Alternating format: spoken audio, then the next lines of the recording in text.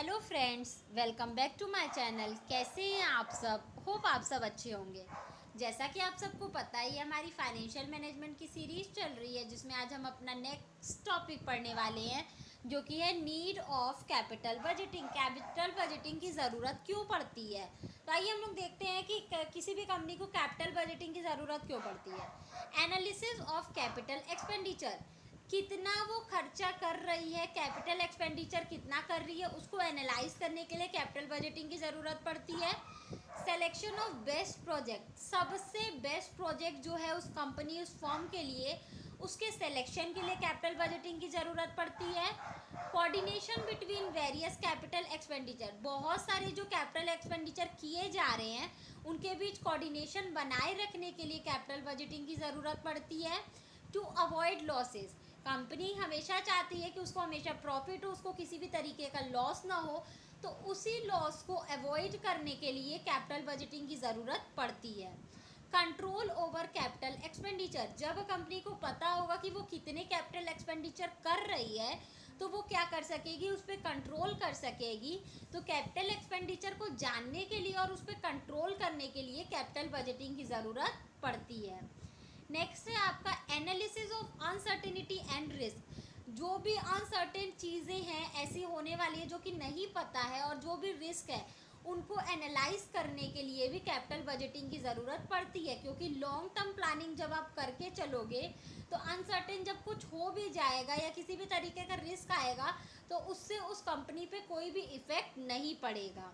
Managing sources of finance, किस किस source से आप फाइनेंस को रेस कर रहे हो, किस किस सोर्सेज से आप कैपिटल रेस कर रहे हो, इशू कर रहे हो, उसके लिए भी कैपिटल बजटिंग की ज़रूरत पड़ती है।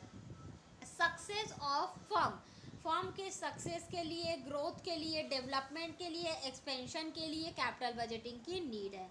Useful in long term commitment of fund, आप अपने फंड को लॉन्ग टर्म में कैसे इन्वेस्टमेंट करो, उसके लिए बहुत इम्पॉर्टेंट है कि कैपिटल बजटिंग आपके पास रेडी होना चाहिए, लॉन्ग टर्म प्लान आपके पास रेडी होना चाहिए। Long term effect on profitability, ठीक है, जैसा कि हम लोग जानते हैं अगर हम लॉन्ग टर्म प्लान करके चलेंगे तो हमें रिस्क कम होगा, लॉस कम होगा और प्रॉफिट ज़्यादा होगा, जिसका इफेक्ट क्या होगा हमारा कि लॉन्ग टर्म हमारा बिजनेस चलेगा प्रॉफिट में। एज परचेजिंग और acquiring assets are irreversible in nature, capital budgeting helps to take logical practical decision।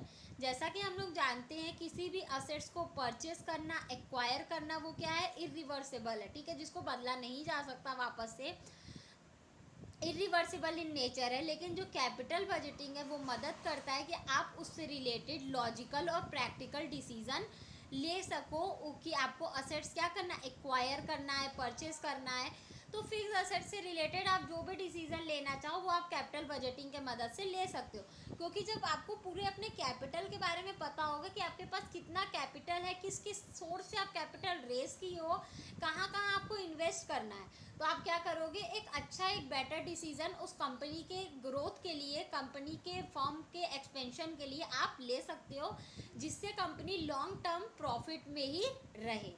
तो बेसिकली ये टॉपिक हमारा यही तक था। होप आपको ये टॉपिक समझ में आया होगा। फिर भी किसी को कहीं कोई भी प्रॉब्लम हो तो आप मुझे कमेंट सेक्शन में कमेंट करके पूछ सकते हैं। Thank you so much.